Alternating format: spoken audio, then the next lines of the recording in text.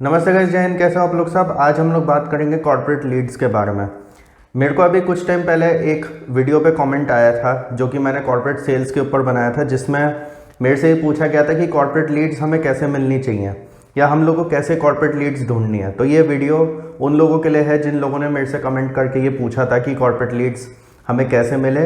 तो ये specially video उनके लिए डेडिकेटेड है। एंड प्लस आप भी अगर ऐसे हो जो कॉर्पोरेट सेल्स में हो एंड जिनको कस्टमर्स ढूंढने में, क्लाइंट्स वगैरह ढूंढने में एंड लीड्स ढूंढने में प्रॉब्लम होती है, तो ये वीडियो आपको भी मदद करेगा।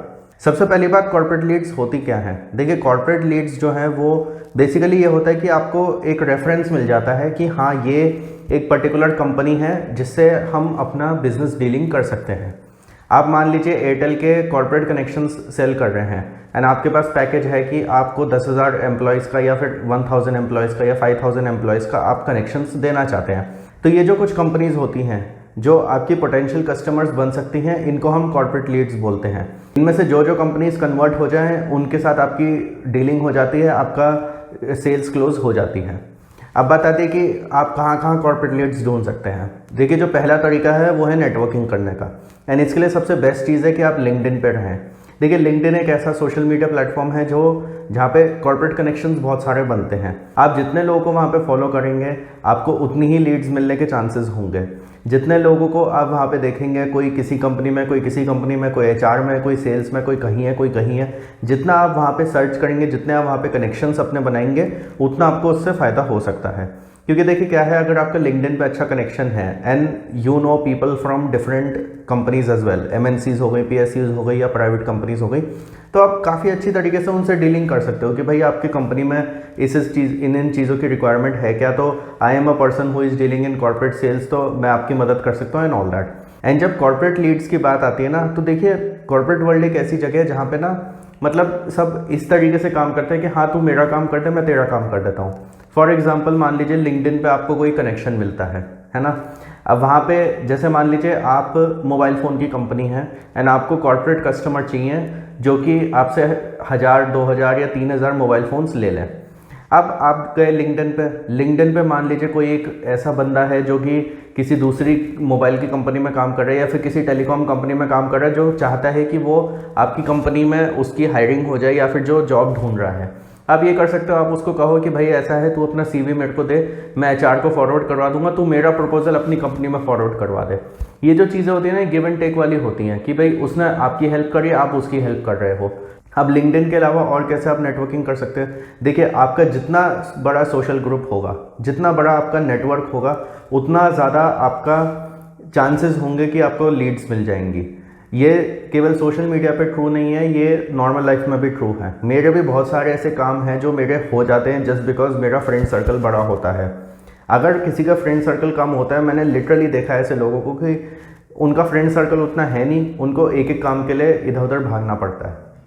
तो इसलिए एक बहुत फेमस इंसान ने ये भी बोला था कि your network is directly proportional to your network.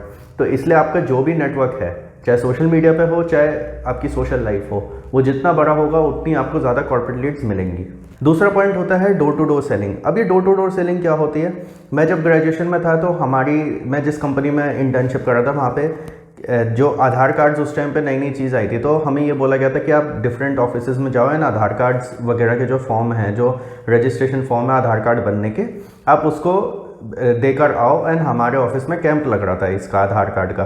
तो उन्होंने ये बोला था कि आप जाइए, फॉर्म्स दे के आइए एंड लोगों के नाम लिखे, सब कुछ है। एंड हमें जो कंपनी को जो है क्या था कि भाई जितने आधार कार्ड्स वो बनाएंगे उतना उनको कमीशन वगैरह मिलना था, तो वो काम हमें दिया गया था। इसमें हम लोगों ने क्या किया था कि आसपास के जो भी ऑफिसेस थे, जैसे हमारा एक कमर्शियल टावर में ऑफिस था, तो हमारा वाला टावर हो गया, हमारे आसपास जो और टावर्स थे, हम सब में जाते थे, डोर टू डोर जाके वहाँ पे हमने सेलिंग करी थी। एंड हम लोग को बहुत सारे कस्टमर्स भी मिल गए थे क्योंकि आधार कार्ड एक बहुत बड़ी चीज़ थी, तो लोग एकदम भागे भागे आए थे। तो वो एक काफ़ी अच्छा एक्सपीरियंस था। अब ऐसे में क्या है कि आप हो सकता है सोचे कि भाई वो तो आधार कार्ड था, बट हमें तो मोबाइल फ़ोन बेचने हैं, या हमें तो सिम कार्ड्स बेचने हैं, या हमें कॉर्पोरेट इंश्योरेंस प्लान्स बेचने हैं, या फिर बैंकिंग प्रोडक्ट्स बेचने हैं, उसमें हम लोग क्या करें। जैसे अभी कुछ टाइम तक मैंने नोएडा में ही एक कमर्शियल ऑफिस रेंट पे ले रखा था, मैं 5 साल उस ऑफिस में बैठा था। तो मैंने एक चीज़ देखी थी कि बहुत सारे ऐसे लोग थे जो कॉर्पोरेट सेल्स वगैरह करते थे, जो आते थे हमारे पास। इवन कॉर्पोरेट सेल्स नहीं, जो इंडिविजुअल सेल्स होती है उनके भी बंदे आते थे। तो वो सब क्या है, वो डोर टू डोर सेलिंग वाले लोग हैं। ये लोग क्या करते हैं, ये हर एक ऑफिस में जाके पता करते हैं कि आपको इन चीज़ों की रिक्वायरमेंट है क्या, या क्या है क्या नहीं है। हम भी जब इंटर्नशिप वगैरह करते थे, हमारे पास भी बहुत सारे सेल्समैन वगैरह आते थे जो कहते थे कि हम कॉर्पोरेट गिफ्टिंग में हैं, हम इंश्योरेंस में हैं, हम बैंक एश्योरेंस में हैं, हम इसमें हैं, उसमें हैं। हम अलग अलग तरीके के वो आपको प्रोडक्ट्स वगैरह या सर्विसेज आपको बेच रहे थे। तो इसलिए डोर टू डोर सेलिंग एक और तरीका हो जाता है जिससे आप चाहो तो काफ़ी लीड्स अपनी ला सकते हैं। थर्ड पॉइंट होता है पार्टीज एंड गेट टुगेदर्स। अब ये पार्टीज एंड गेट टुगेदर्स का जो मेथड है ना, ये बहुत बड़े बड़े कॉर्पोरेट हाउसेस भी करते हैं, एंड प्लस जो मीडियम या स्मॉल एंटरप्राइजेज हैं वो लोग भी करते हैं। इनका बेसिकली मोटिव ये होता है कि ये कोई एक इवेंट पे, दिवाली हो गई, होली हो गई, या फिर आपका न्यू ईयर हो गया, क्रिसमस हो गया, उस पर एक पार्टी थ्रो करते हैं। उसमें ये लोग जितने भी इनके आसपास ऑफिस वाले होते हैं उनको बुलाते हैं, या फिर जो वहाँ का जो बॉस है या आपका जो भी मैनेजर होगा या जो भी आपका हेड होगा, वो अपने जितने भी उसके कॉर्पोरेट कनेक्शंस हैं वो उन सब लोगों को वहाँ पे बुलाते हैं। अब जब वो पार्टी थ्रो करते हैं तो जितने भी लोग इन्वाइटेड हैं उनको एक अच्छा इंप्रेशन चला ही गया आपकी कंपनी का। अब जब वो इंप्रेशन चला जाता है तो उसके बाद फिर वो धीरे धीरे करके जो है अपना प्रोडक्ट भी प्रोजेक्ट करते हैं उनके ऊपर। अब जब वो अपने प्रोडक्ट को दिखाते हैं या सर्विस को दिखाते हैं तो उनमें से बहुत सारे ऐसे क्लाइंट्स हो सकते हैं जो ये सोचे कि अरे यार, इन्होंने इतनी बड़ी पार्टी करी है तो अच्छा बिजनेस हाउस है, ये है वो है फलाना ढिमका, और वो उसके बेसिस पे जो है आपके एक कस्टमर बन जाए। ऐसे भी बहुत सारे तरीके होते हैं जिससे आप ये चीज़ें कर सकते हैं। तो ये जो होती है पार्टीज़ करना, गैदरिंग्स वगैरह करना। अच्छा, इसी से रिलेटेड एक चीज़ और है। मान लीजिए आपका कोई प्रोडक्ट ऐसा है जैसे जो स्टूडेंट्स को बहुत अपील करता है, तो उसमें क्या होता है कि आपने यूनिवर्सिटीज़ को अटेंड कर लिया, या आपने वहाँ पे यूनिवर्सिटीज़ में कोई फंक्शन रख दिया, कोई सेमिनार रख दिया, कुछ भी रख दिया। तो जैसे बॉलीवुड के बहुत सारी वो होती हैं, प्रोमोशनल पार्टीज़ होती हैं जो कि कॉलेजेस में होती है। जैसे मैंने एमिटी यूनिवर्सिटी नोएडा से एमबीए करा है अपना, तो जब मैं एमबीए कर रहा था तो एक मूवी आई थी हंसी तो फंसी, तो सिद्धार्थ मल्होत्रा एंड परिणीति चोपड़ा मेरे कॉलेज में आए थे, एंड उन्होंने उस पिक्चर की प्रमोशन करी थी। उसके बाद उससे पहले यारिया मूवी रिलीज़ हुई थी, एंड उसका जो हीरो था हिमांशु कोहली, वो तो मेरे ही कॉलेज से था, तो वो और पूरी जो कास्ट थी यारिया की वो भी आई थी एमिटी में। तो ये लोग क्या था, ये लोग अपनी पिक्चर की प्रमोशन करने आए थे। बट ऐसे में क्या है कि ये तो चलिए एक पिक्चर की प्रमोशन वाली बात हो गई, बट मान लीजिए आपका कोई प्रोडक्ट ऐसा है, जैसे आप कोई ऑनलाइन कोचिंग क्लासेस दे रहे हैं, या फिर आपका कोई मोबाइल फ़ोन ऐसा है जो कि जिसमें फ़ीचर्स ऐसे हैं जो कॉलेज गोइंग स्टूडेंट्स के लिए अच्छा है, या फिर कोई एफएमसीजी प्रोडक्ट ऐसा है जिसमें कॉलेज गोइंग स्टूडेंट्स को काफ़ी अच्छी तरीके से आप लोग मार्केट कर सकते हो।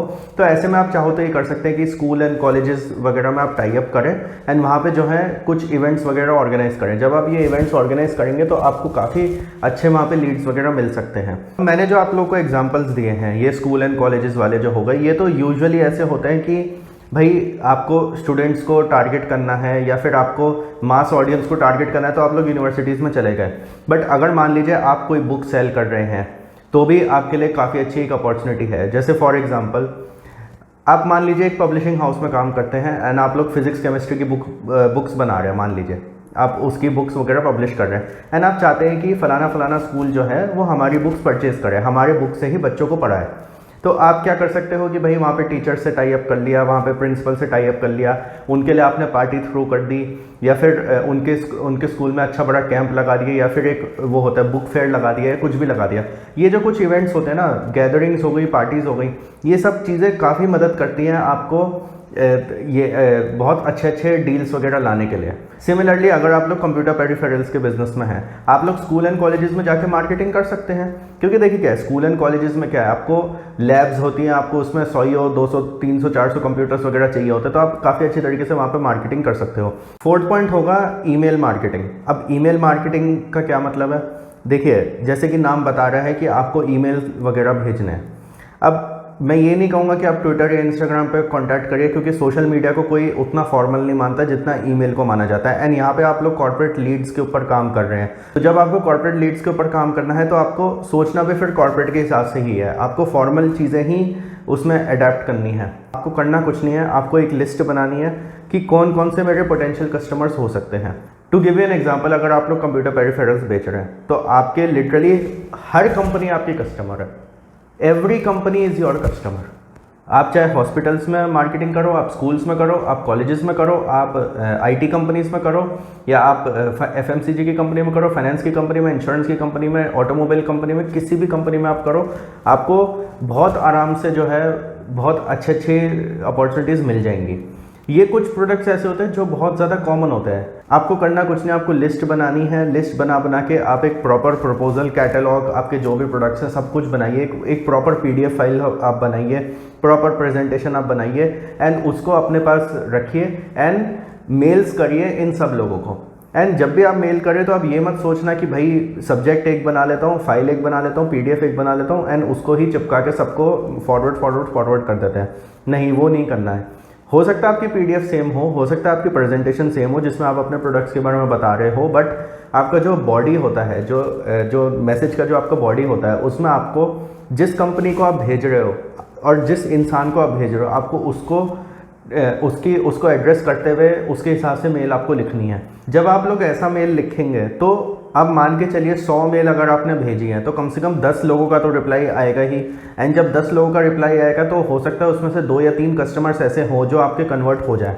एंड जब आप कॉर्पोरेट सेल्स में होते हो ना, तो आपको नहीं पता कि आपका 2 या 3 जो कस्टमर्स हैं वही अगर आपके लाखों रुपए का सामान ले ले तो आपको कितना बिजनेस उससे मिल सकता है। 5th पॉइंट होगा innovative solutions according to requirement of your customers. देखिए, आपके जो भी कस्टमर्स हैं, पहली बात तो आपकी कंपनी चाहे कोई भी हो, कुछ भी आप लोग कॉर्पोरेट सेल्स में प्रोडक्ट या सर्विस आप लोग बेच रहे हो, आपकी कंपनी में कोई ना कोई एक डिपार्टमेंट ऐसा ज़रूर होगा जहाँ पे जो कस्टमर्स की कंप्लेंट्स आती हैं या फिर जो उनके ग्रीवेंसेस आते हैं वो बताए जाते हैं। जो कंप्लेंट्स और ग्रीवेंसेस होते हैं ना, या जो कस्टमर का फीडबैक होता है, that is a very important information. वो आपको बताते हैं कि आपको आपके प्रोडक्ट में क्या इंप्रूवमेंट करना है। अब देखिए क्या है, अगर आप लोगों ने वो बुक पढ़ी है how to win friends and influence people, Dale Carnegie की, वो तो आपको बुक सबसे पहले पढ़नी है। ये वाला वीडियो देखने के बाद आप सबसे पहले how to win friends and influence people वाली बुक आप ज़रूर पढ़ना। कोई और बुक आप चाहे पढ़ो या ना पढ़ो। उसमें एक केस बताया गया था कि एक कोई कंपनी थी जो कुछ मशीन्स वगैरह बना रही थी। जो सेल्स मैनेजर था उसने एक लेटर लिखा जो पोटेंशियल उसका कस्टमर था उसको, कि ऐसे ऐसे हमने प्रोडक्ट बनाया है, आपकी रिक्वायरमेंट्स क्या है, हम उसके हिसाब से कुछ इसमें चेंजेस वगैरह करने जा रहे हैं, तो आप अपनी रिक्वायरमेंट्स बताओ या आप क्या देखना चाहते हैं इस वाले प्रोडक्ट में, हम उसके हिसाब से ही इस प्रोडक्ट में चेंजेस करेंगे। अब सबसे पहली बात, कस्टमर को ये चीज़ क्लिक कर गई कि भाई इस बंदे ने मुझसे पहले पूछा है कि मेरी क्या रिक्वायरमेंट्स है, उसके हिसाब से ये मेरा प्रोडक्ट बना रहा है। तो उसने अपने सजेशंस दिए, उसने बोला भी कि थैंक यू, आप अपने कस्टमर से कम पूछते हैं कि भाई हमें क्या चीज़ों की ज़रूरत है, हमें क्या चीज़ें नहीं पसंद है, क्या है क्या नहीं है, एंड ऑल दैट। दूसरी बात, जब उसके पास सॉल्यूशंस आ गए तो प्रोडक्ट वैसा ही बनाया गया एंड फिर उसी कंपनी को सबसे पहले बोला गया कि अब हमने प्रोडक्ट बना लिया है, are you interested in purchasing.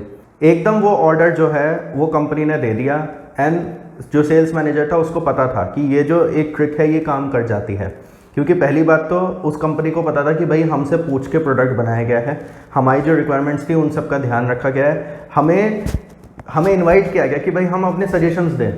It is like कि भाई आप अपने कस्टमर को कह रहे हो कि यू आर इम्पॉर्टेंट। आपको ऐसे इनोवेटिव आइडियाज़ करके या फिर ऐसी उनकी रिक्वायरमेंट्स फुलफिल करके उनको इम्पोर्टेंस देके आपको उनका दिल जीतना है। आप जब उनका दिल जीतोगे तो अपने आप आपके नंबर्स बढ़ते रहेंगे, अपने आप जो है ज़्यादा से ज़्यादा सेल्स अपनी करते रहेंगे। उसके अलावा और भी अलग चीज़ें हो सकती है, जैसे for example giving something extra. जैसे मान लीजिए मैंने कहा कि मेरी एक कंपनी है, मेरे 200 एम्प्लॉयज़ हैं, मेरे को सबके लिए जो है हेल्थ इंश्योरेंस चाहिए। अब आपने कहा कि भाई आपने अपना कोटेशन दिया, सब कुछ दिया, ठीक है, मेरे पास 10 और कंपनीज़ हैं, वो भी अपना कोटेशन दे रही है। आपने अपने कोटेशन में बोला कि भाई जितना और लोग प्रीमियम चार्ज कर रहे हैं हम उससे थोड़ा कम प्रीमियम चार्ज करेंगे। अब एक तो ये तो प्राइस वॉर वाली बात हो जाती है, बट आपने ये कहा कि भाई हम हेल्थ इंश्योरेंस के साथ साथ आपको एक एड ऑन भी दे रहे हैं। मान लीजिए आपने एक एक्सीडेंटल इंश्योरेंस का राइडर और उसमें ऐड कर लिया, या मान लीजिए आपने कुछ चीज़ें और उसमें ऐड कर दी। कुछ एक होता है कि एड ऑन जो एक वो होता है सम अश्योर्ड होता है, वो भी आपने ऐड कर दिया। ये चीज़ें आप कर सकते हैं, ये कुछ एक्स्ट्रा चीज़ें हैं जो आपको करनी चाहिए। या फिर आप ये कर सकते हैं कि भाई आपने हेल्थ इंश्योरेंस दे दिया, सब कुछ दे दिया, बट आपने बोला कि भाई अब हमारे पास हम आपको जो है एक डेडिकेटेड कस्टमर सर्विस टीम भी देंगे जो कि आपके सारे एम्प्लॉयज़ की जो भी ग्रीवेंसेस होंगी या उनकी फैमिली से रिलेटेड जो भी ग्रीवेंसेस होंगी उन सबको सॉल्व करेगी। एक पर्टिकुलर TPA हो गया या फिर अलग अलग, ये बहुत छोटी छोटी कुछ फैसिलिटीज़ हैं जो अगर आप अपने कस्टमर्स को ऑफर करें ना तो बहुत डिफरेंस हो जाता है। कभी कभी ऐसा भी होता है कि एक छोटी सी चीज़ जो है ना पूरा का पूरा ऑर्डर किसी दूसरी कंपनी से आपकी कंपनी में ले आती है। तो ये जो चीज़ है ना, ये इन चीज़ों का आपको ध्यान रखना बहुत ज़रूरी है। इसके अलावा आप लोग का क्या बिहेवियर होता है, आपके जो सेल्स मैनेजर हैं, जो सेल्स टीम जा रही है, उनका क्या बिहेवियर होता है, क्या है क्या नहीं है। अब इसमें सेल्स की बात जब भी आती है तो मैं हर इंसान को एक ही बात बोलता हूँ, रॉकेट सिंह जो मूवी आई थी रणबीर कपूर की 2009 में, उससे बढ़िया तो मूवी कोई है ही नहीं। आपको कॉर्पोरेट वर्ल्ड और कॉर्पोरेट सेल्स अगर समझना है तो उससे बढ़िया कोई मूवी आपको नहीं मिलेगी। मेरे को तो एटलीस्ट कोई और मूवी नहीं मिली है। हाँ, आपको कोई पता हो तो आप प्लीज़ कमेंट्स में ज़रूर लिखना। बट रॉकेट सिंह जो मूवी थी उसमें जिस तरीके से बताया गया था, अब जैसे आप ये देखिए कि रणबीर कपूर की क्या अप्रोच थी, एंड प्लस जो जिस कंपनी में वो काम कर रहा था उनके जो और सेल्स वाले थे उनकी क्या अप्रोच थी, and why was Ranbir Kapoor successful in building up another company from the same company he is working in. वो इस वजह से ही था कि भाई उसकी अप्रोच बिल्कुल डिफरेंट थी। उसको पता था कि भाई, उसने मूवी के एंड में एक डायलॉग बोला था कि जब उसका बॉस उसको वापस आता है कंपनी देने के लिए, जब वो कन्फ्रंट करता है, वो कहता है आपने मेरी कंपनी ले लिया, आप ठीक है, बट जो मैंने सीखा है वो आप नहीं ले सकते हैं, एंड मैं उससे 10 नई कंपनीज खड़ी करूँगा। उस मूवी में एक चीज़ आपको समझ में आ गई थी कि भाई आप उससे कुछ भी सेल करवा सकते थे, आप उससे किसी भी तरीके की कंपनी खुलवा सकते थे, चाहे वो कंप्यूटर्स बेच रहा हो, चाहे वो कपड़े बेच रहा हो, कुछ भी है। तो ये जो कुछ चीज़ें हैं ना, जैसे उसने बोला था कि बिजनेस मतलब लोग होता है, ये सब चीज़ें आपको ध्यान रखनी बहुत ज़रूरी है। देखिए, आप नंबर्स के पीछे भागोगे उसका कोई फ़ायदा नहीं है। हाँ, आई नो कि कॉर्पोरेट वर्ल्ड में बहुत सारी ऐसी सिचुएशंस आते हैं जब आपको कहा जाता है ये टारगेट मीट करो, ये करो, वो करो, and all those things, but at the end of the day यही बात मायने रखती है कि आप अपने कस्टमर का कैसे ध्यान रख रहे हो, चाहे वो कॉर्पोरेट कस्टमर हो, चाहे वो इंडिविजुअल कस्टमर हो, या कोई भी हो। अब मैंने रॉकेट सिंह मूवी की बात करी, मैं एक चीज़ और आपके साथ शेयर करूंगा। जब उसमें आपने अगर मूवी देखी तो जब उसमें रणबीर कपूर ने अपना काम शुरू किया था तो पहले वो एक ऐसे कस्टमर के पास गया जिसने उसकी कंपनी से बिजनेस छोड़ दिया था, जब वो अपनी नई कंपनी बनाता है। उस कस्टमर को उसने अच्छी सर्विस दी, उसने उसको 2-3 के और रेफरेंस दिए। तो आप जब एक कस्टमर को अच्छी सर्विस देते हो तो वो और भी जगह बोलेगा, और भी जगह आपका रेफरेंस देगा, यानी वो धीरे धीरे आपका नाम मार्केट में बन जाएगा। कभी भी आप किसी भी कस्टमर को छोटा मत समझिए, चाहे वो कोई बड़ी कंपनी हो, कॉन्ग्लोमेरेट हो, चाहे वो कोई मीडियम एंटरप्राइज हो, स्मॉल एंटरप्राइज हो, या कोई छोटा दुकानदार ही क्यों ना हो। ये मत सोचिए कि अरे ये जो छोटा किराने की दुकानदार वाला है ये मेरे से क्या लेगा, या क्या है क्या नहीं है। आई नो कि वो एक बहुत छोटा कस्टमर है, बट चाहे वो छोटा कस्टमर हो चाहे बड़ा कस्टमर हो, आप किसी को भी टेकिंग फॉर ग्रांटेड मत करिए। जब आपकी मार्केट में रेपुटेशन बन जाती है ना, तो आपको कहाँ कहाँ से लीड्स आएंगे आपको खुद को पता नहीं चलेगा। एंड जब आपका as a sales manager market में नाम बन जाता है ना कि हाँ ये फलाना फलाना आदमी है, ये जो है ये इस कंपनी के लिए काम करता है, ये इसने उस कंपनी में सेलिंग करी थी, ये उस कंपनी में जाता है, ये उस कंपनी में जाता है, तो वहाँ के लोग जो हैं और कंपनीज़ को बताएंगे। फिर और कंपनीज़ पूछेंगी कि भाई रेफरेंस क्या है, तो रेफरेंस किसके पास आएगा, रेफरेंस कॉल आपके पास आएगा। बीइंग अ सेल्स मैनेजर ये आपका फ़ायदा है। आपने एक लीड को अच्छी सर्विस दी, उसने 10 लोगों को जाके बताया, उन 10 में से 4 ने आपको कॉल बैक करा, उन 4 में से 2 कन्वर्ट हुए, फिर वो जो 2 कन्वर्ट हुए वो और 10 को जाके बताएंगे। ये साइकिल फिर चलता रहता है, एंड जैसे जैसे आप अच्छी सर्विस देते रहोगे वैसे वैसे आप अपने लीड्स जो है बढ़ाते रहेंगे। That's it for this video guys. और कुछ आपको ऐड करना हो तो प्लीज़ कमेंट करके like this video, share it with all your friends. Thank you for watching the video.